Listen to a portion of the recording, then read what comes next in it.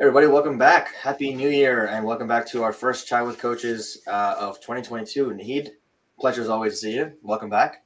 How was your Thank holiday? you. Same here. Happy New Year to all of our amazing people who are out there listening to this. And also to Happy New Year to the fact that somehow or the other we're still moving forward. The world has not come to an end like we thought back in 2021. Or So, 2020? or 2020 was even worse. Correct. Correct. So, yeah, it's crazy. It's been an interesting time. I mean, I think I don't know about you, but I've had a really kind of a rough few weeks. Honestly, it's been a little weird. I got COVID actually, um, and then I felt better, and I got the booster, and I felt like crap for a day and a half. So, um, yeah, it's been interesting. How's your holiday though overall, Renee? Well, I had planned a big New Year's party just for our neighborhood, Mhm. and thanks to COVID, everything came to a standstill, and it was okay. I mean, it's like I think the number one thing we're learning is that plans happen, and you gotta just be okay with whatever the situation is. So I'm planning to go to India. Not the best time to be traveling, but we had bought our tickets back last year. Okay, so before the Omicron variant came up, Mhm. and our tickets got canceled four times. Four Oh, times. And the first one was within 24 hours of purchasing the ticket. And so I was talking to my dad about it, and he's like, "Now you're just gonna have to expect this. This is yeah. the times that we live in.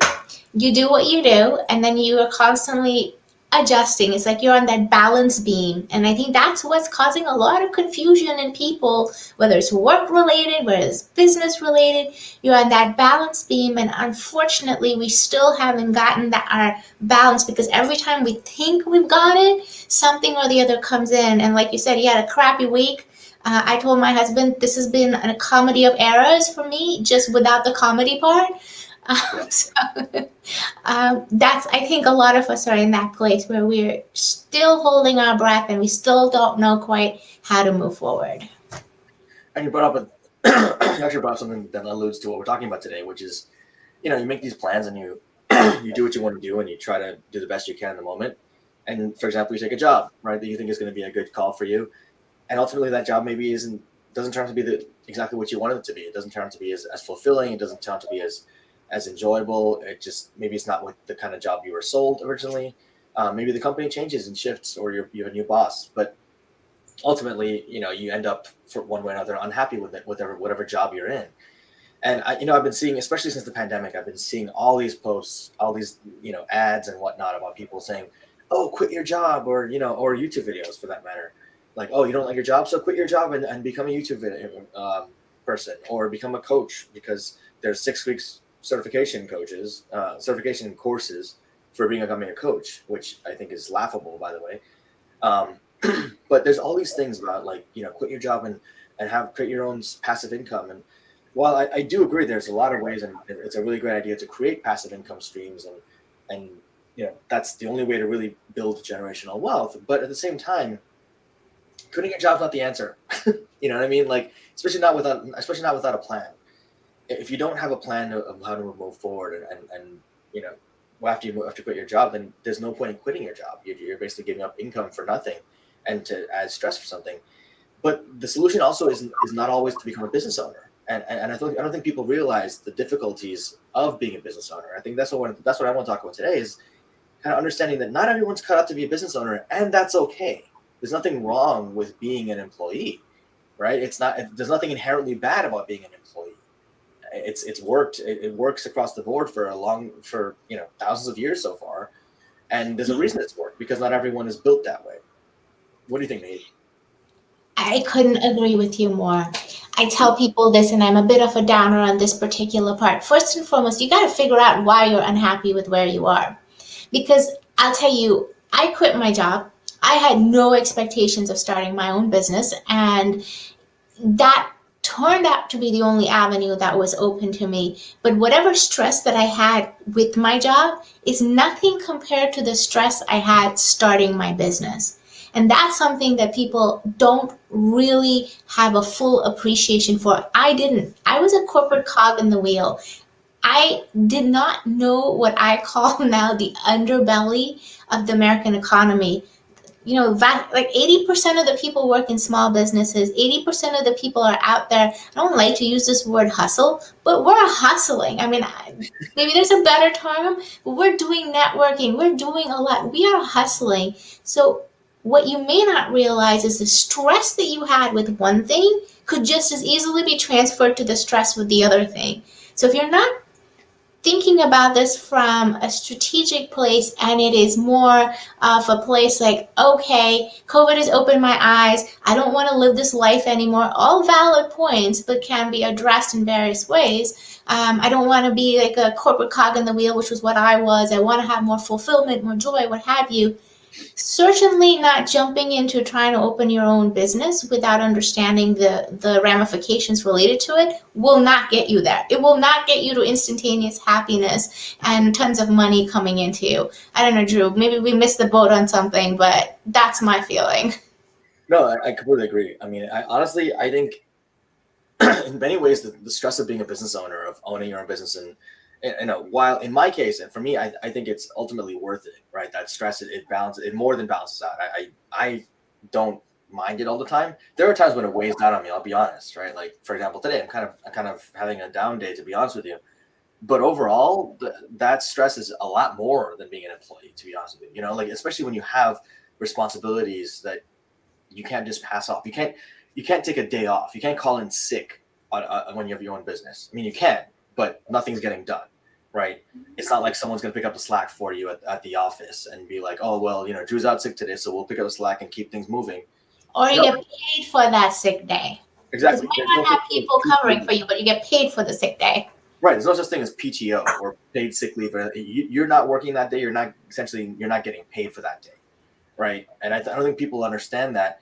But that's only like the tip of the iceberg, right? That's the very tip of the iceberg. When you are the business owner, every single part of that business relies on you in some way or another. And so ultimately, you are the bottleneck that's going to hold yourself back from making that business be successful or not, right? And as a business owner, that's where there's so much value in business coaching or having someone to be able to bounce ideas off of and work with on those kind of things on a consultative or coaching basis, because you don't have that backup. The buck begins and ends with you, right? It stops with you and it starts with you. And if you don't sit there, if you're not out there networking, pounding pavement, like you said, Naheed, hustling, right? If you're not out there taking the initiative to do what you need to do to get things done for your business, no one's going to do it for you. And no one's going to sit there and back you up and be like, oh, well, hey, by the way, you got to do this. Hey, by the way, you got to do that. Hey, make sure you're doing this. No one's going to sit there and remind you, because it's really you. And if you're not sitting there, if you have employees, they depend on you as well. That's also an additional stress if you have employees. If you have vendors or 1099s, people think that that's easier. It is in some ways, because it's less paperwork and whatnot and that kind of thing. But ultimately, people are still depending on you to set the tone for how things need to go. You still have to manage the work. You still have to be there and clearly set the tone for what you want to get done. I assure you, it's not easier to be a business owner than it is to be an employee. It's glamorous. People think about like, oh my God, it's so amazing. Yeah, being a business owner, it's freedom. You're adding a lot of freedom to your life, and you're blah blah blah. And you're setting up yourself for generational wealth. Yes, if you do it properly. But if you don't, you're adding a lot more stress and frustration to yourself, and you are ultimately just setting yourself up for failure if you don't do it properly.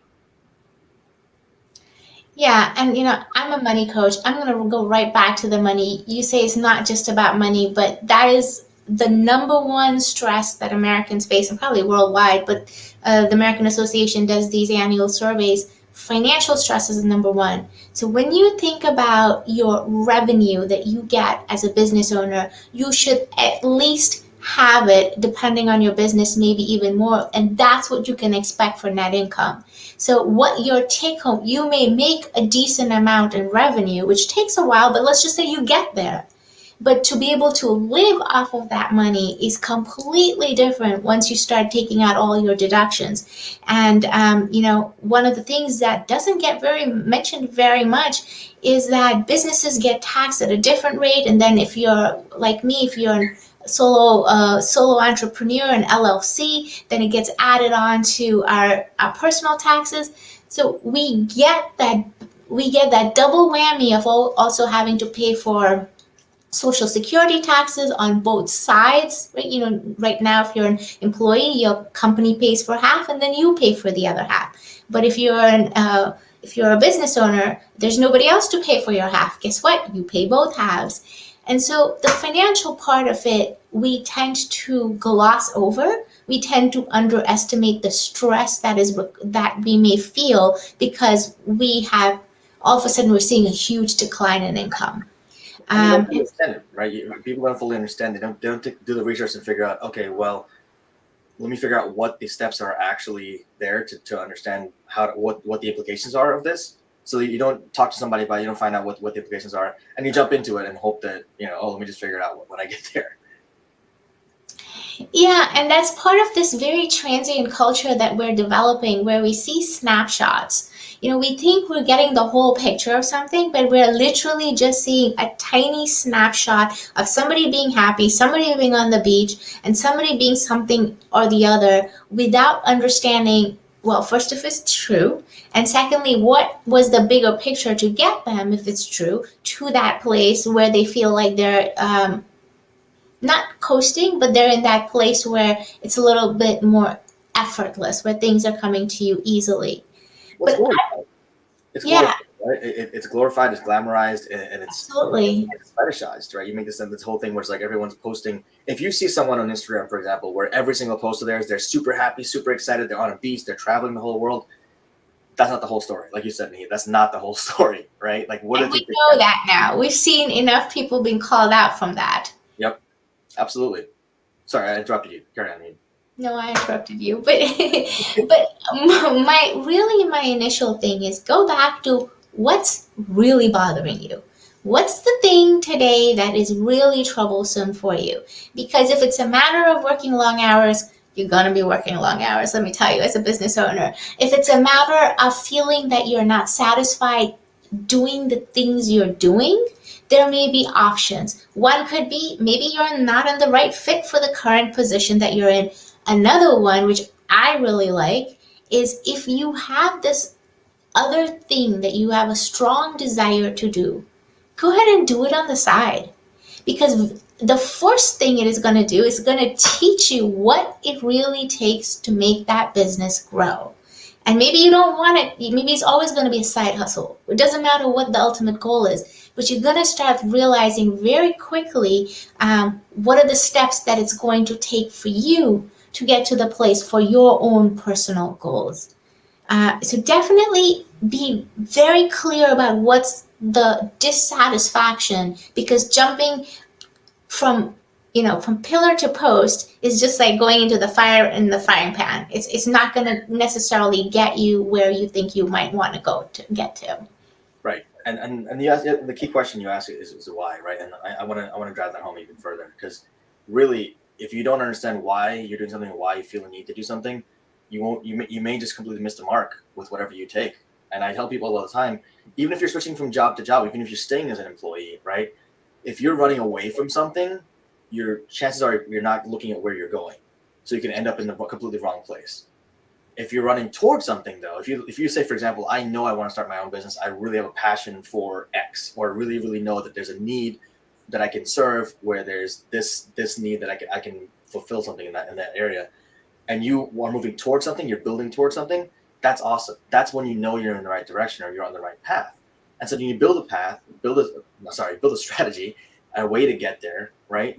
And then you implement that. And like you said, start as a side hustle. If you have a full-time job that's paying your bills, why give up that security unless you absolutely have to? Maybe it's toxic, in which case then yeah, fine, absolutely. For your own sake, for your mental health sake, do take another position or do what you need to do to get out of that position and take care of yourself. But honestly, what a lot of people call toxic is, as usual nowadays, and surprisingly not exaggerated. right? People make things seem a lot worse than they are. The word toxic, the word triggered, these are words that people are overusing so much nowadays, to the point where they're losing their meaning, right? What do those words really mean? In reality, it takes a lot to trigger someone. It takes a lot to be actually a toxic environment. If your boss is mean to you once in your mind, or if your boss is getting on your case for being late to work all the time, newsflash, that's not a toxic environment. That's you being a shitty employee, right? And so you got to look inward first and really be honest with yourself. Is this a toxic environment, or could I be doing better? Am I not living up to my expectations of what I could be doing as an employee? Right? The level of entitlement is also a factor to consider here, because guess what? If you're late for your own business, you're not going to be in business very long. So keep that in mind. But like I said before, though, look at what you're running towards, and then build a plan to get there. Figure out what you want to do with your business or with your career or whatever it is you want to do as your next step, and really build a plan and work towards that. Don't give up on your income just off the bat because someone online said you got to build seven streams of passive income and quit your job because your job sucks. They don't know what the hell they're talking about, frankly, right? They know what works for them, and you can absolutely watch that video and learn something from that, but don't just take what people are doing blindly and do it yourself. That's how you make mistakes, because what works for Naheed is not going to work for me. What works for me is not going to work for you, and then what works for you is not going to work for Naheed. We're all different people, and our businesses are all uniquely different. There's certain things that obviously compliance and whatnot that are universal that we have to do, but the way we run our businesses, the way we are in our businesses, is individually authentic to ourselves. And if we don't do that, if we are inauthentic with ourselves and unauthentic with our businesses, we will not be successful or happy, for that matter. Yeah, I want to bring up what you just said, which is you watch somebody who says, "Hey, let's do this, follow this program and it will give you this passive income," which sounds really amazing. I was actually reading about this young millennial woman who's doing this and making supposedly millions. But here's the thing, there are several people who joined her program selling some high-end water purification machine. Mm-hmm. And what it did was it made her a millionaire. Yep. It just didn't make the other people a millionaire. And so you got to be really critical in your thinking about who's benefiting from this particular, experience, episode, situation. Now, of course, if you're running a business, it is going to benefit the other person, right? I mean, otherwise they can't run a business. Sure. However, if it is legitimate, it better damn well be benefiting you as well. And that's what we fail to see. We see them and we think we're in that place. But the question is, like all these other MLM, this multi-level marketing, how many times has somebody come in, seen themselves, okay, what about the grunt people who aren't making it to the top of that pyramid scheme? We don't see ourselves in that place, but we're just feeding those in the top. Right? Right. So just be a little bit critical in your thinking when you see this kind of stuff. Absolutely, and that's also key too. I saw a video recently of this one guy talking about exactly that, right? Like, oh, this is a great program. I created a program to show you exactly how to get from where you are to where I am, because I went from nothing to where I am right now. And then he talks about it, and then it's a really quick blink and you'll miss it moment, but he mentions his initial investment in the business, his initial small investment, I want to point out, was $25,000. Wow. That's a small investment. And again, it's relative, right? It's all relative, because to him at this point, fine, $25,000 is a small investment. But to the average person in America, I'm not sure around the world, but I mean, in America and most countries around the world, $25,000 is not an insignificant amount of money, right? And no one has like that just laying around. Oh, well, I was gonna just buy a dinner with this, but now we just take that and put it into the 7-stream income situation I can do. That's not how that works. And people don't necessarily think about that. They're like, oh, I have a couple $100 I can invest, and they think that they're going to make $1 million off of that because this guy made $1 million off of his small investment. But be careful with those ambiguous words, those words that are relative, frankly, right? There's no universal amount that's small or a universal amount that's large, right? It's all relative to how much you make or what you're used to. There's a lot of these folks, especially a lot of these. I hate to say it because I'm a coach and he's a coach, and this is Chai with Coaches, but I hate to say it, but a lot of these life coaches and folks that are on, and I respect life coaches, by the way. There's some amazing life coaches out there, and there are amazing coaches in every field of coaching that's out there. But there are also some shitty ones, right?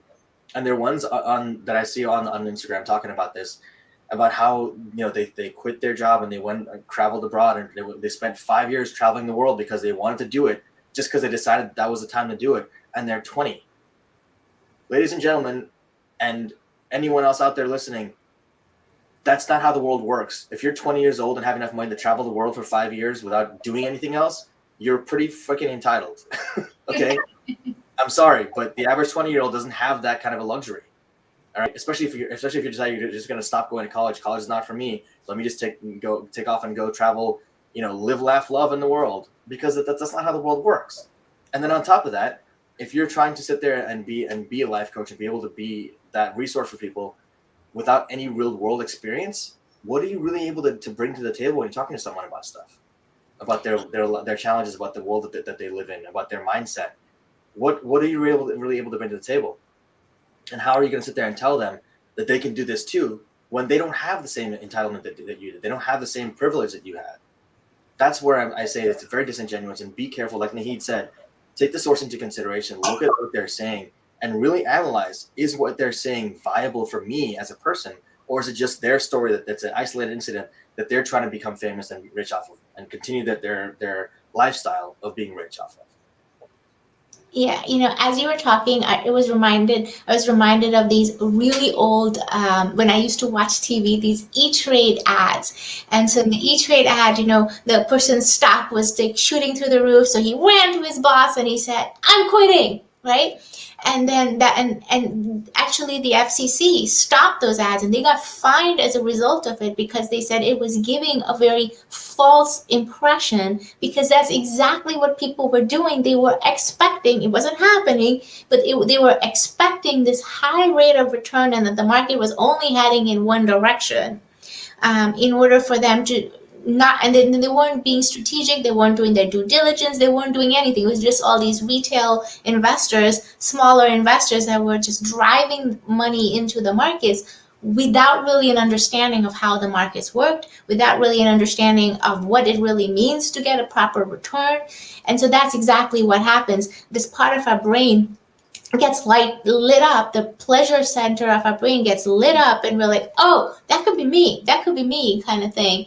And so, especially if you're already coming from a place of deep dissatisfaction, then it's easy to fall in the trap of seeing something else and thinking, well, that seems like a good option, or that seems like a good option, without really knowing, well, is it a good option for me, like you were saying? And really, is this, if you're going to quit your job, at least quit it for something that you have a very strong skill, passion, and desire in. If you're picking things that aren't even something that you are passionate about, if you don't even know that you have a strong desire for this kind of stuff, you're going to completely fail at it, because there's nothing tying you to what it is. It's not even a paycheck. You're not even getting a paycheck, right? So there's nothing tying you to that return, which may or may not actually come up, which is part of the problem with MLMs. People don't realize their skill may not be in selling.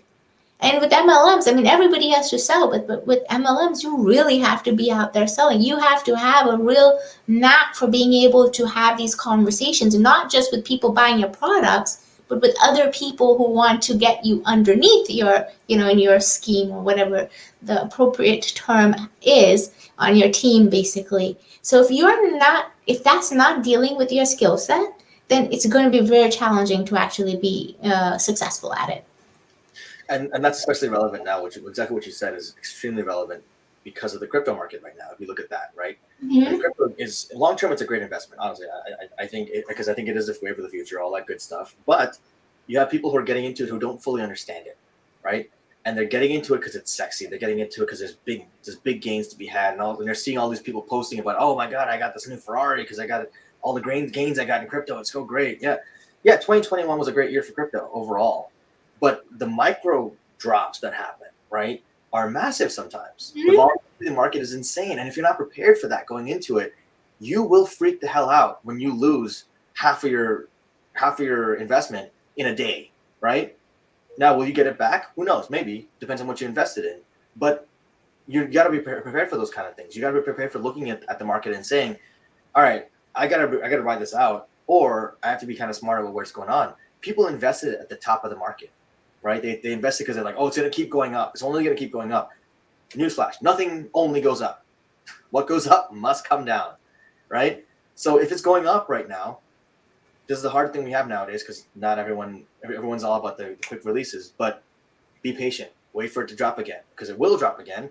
And then if you want, and then, again, this is not financial advice, but this is just kind of being patient and figuring out what's what and understanding for yourself.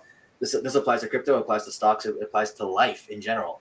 If things are going amazing right now, don't buy in when it's amazing. Buy in when the things are going down, and then get it right on the way back up, right? But we're so used to this whole, we want the quick, like you said, the quick dopamine hit, right? We want that oh, I got the win, right? And you're afraid of missing the very, the ATH, as they say, the all-time highs. So you stay in until it goes way too high, and then it drops like crazy. You missed it. Missed the opportunity to take profits. You missed the opportunity to really value what you had. So don't try to time the market. Don't try to time anything like that, and invest when it's like at the very, very top and hit the exact. You're not going to hit the exact thing at the top or the very, very bottom either.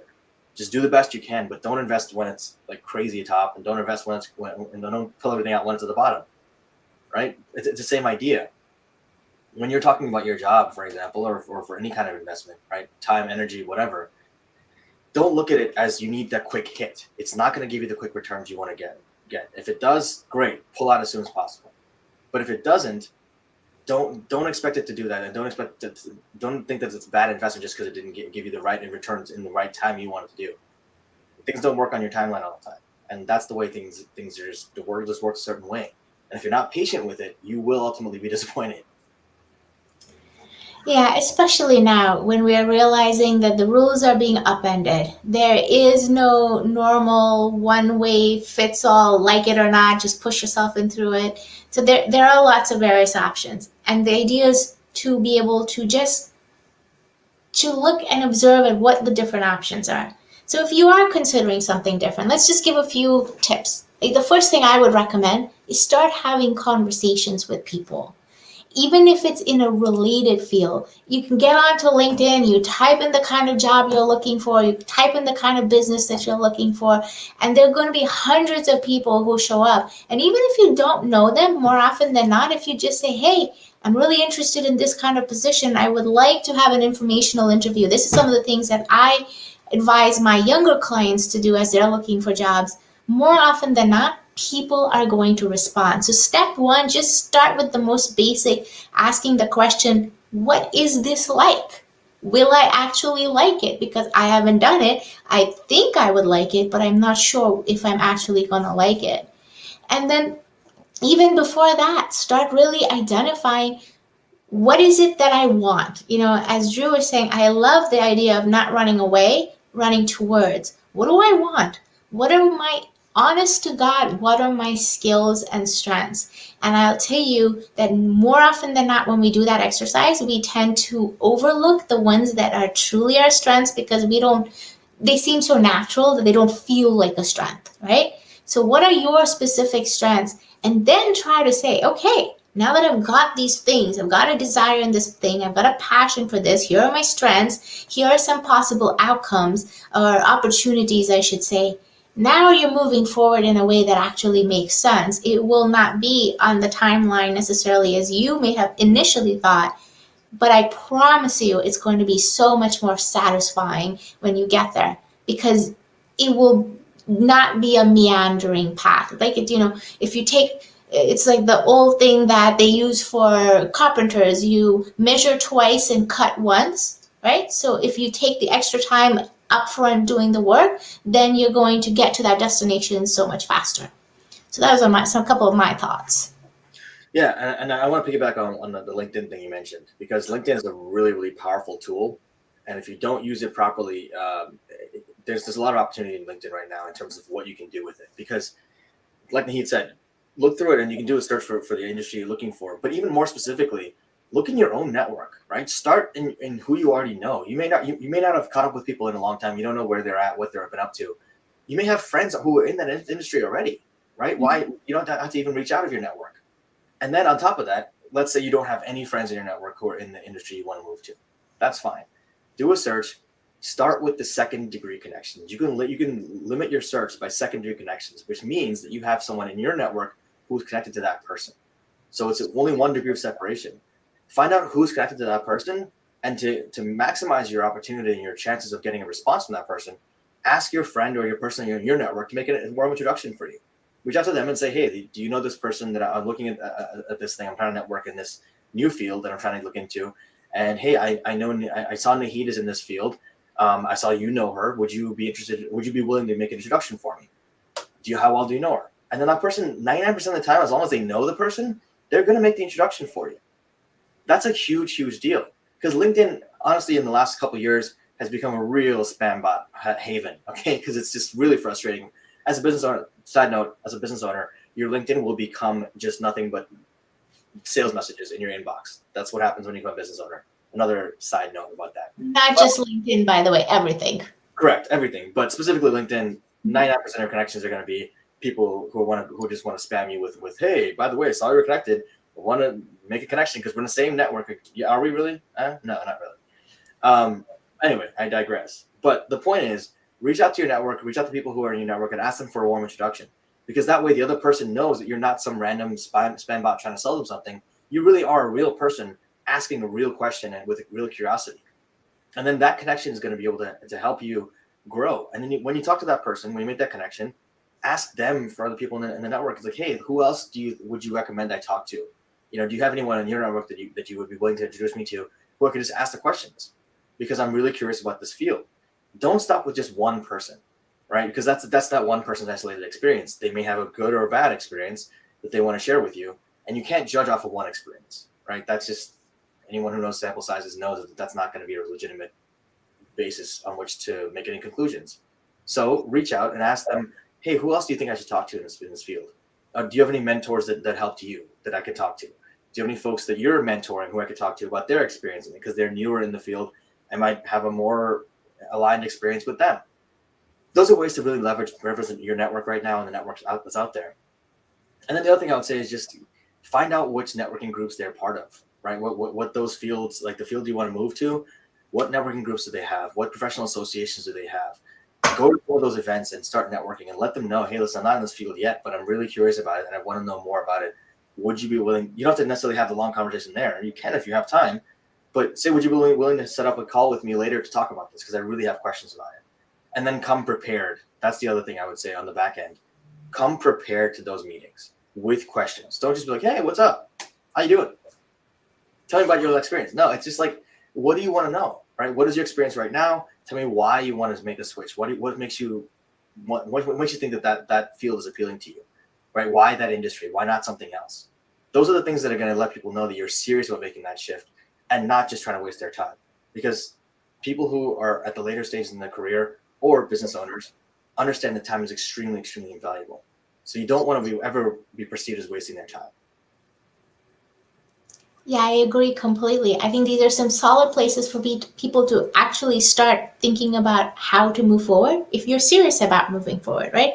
Because if you're listening to these tips and you're like, too much work, then it's probably best to kind of stay as a corporate employee and not necessarily jump in, because the work only gets more intense from that point onwards.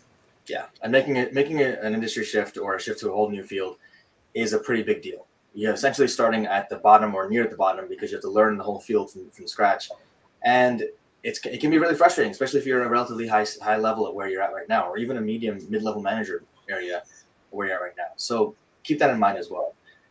But I think the video, we're actually a little bit over time here. Sorry, got kind of caught up with talking about this. But if you guys have questions, what have been your experiences with this kind of thing? I ask my business owners as well as my non-business owners, what's been your experience? Does what we said in the video here resonate with you?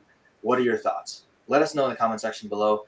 Feel free to reach out to us. We'll be doing this again every 2 weeks. And we look forward to seeing you in a couple of weeks. Naheed, anything you want to say to close before we hop off? No, I think we've given them a lot to think about. I agree. Hopefully not too much. So thank you guys again for tuning in. If you like this video, please hit the like button, hit subscribe. Let us know what you thought. Let us know any topics you want to talk about in 2022. It's a whole new year, and we want to be giving value as much as possible. So take care, guys. Stay safe. Have a great rest of the month. And we'll talk to you guys soon.